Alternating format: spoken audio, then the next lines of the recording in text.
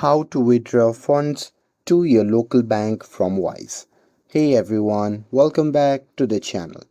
So if you need to move money from Wise to your local bank, well, here is how to withdraw funds in just a few taps. So now without further ado, let's get started. So first thing first, open the Wise app on your phone and make sure that you're logged in to your account.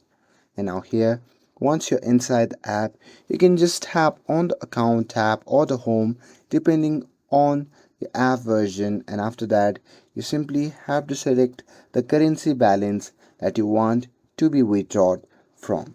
And there you can just tap on send or withdraw and then choose to your bank account, and after that you simply have to enter amount and select your local bank, and after that you can simply confirm the transfer.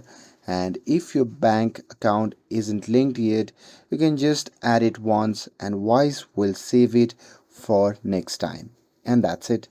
After that your money is on the way, usually in few minutes or a few hours. And with this, if you found this video helpful, then don't forget to like, share and subscribe to get updated for more videos. Thanks for watching and I'll see you in the next video.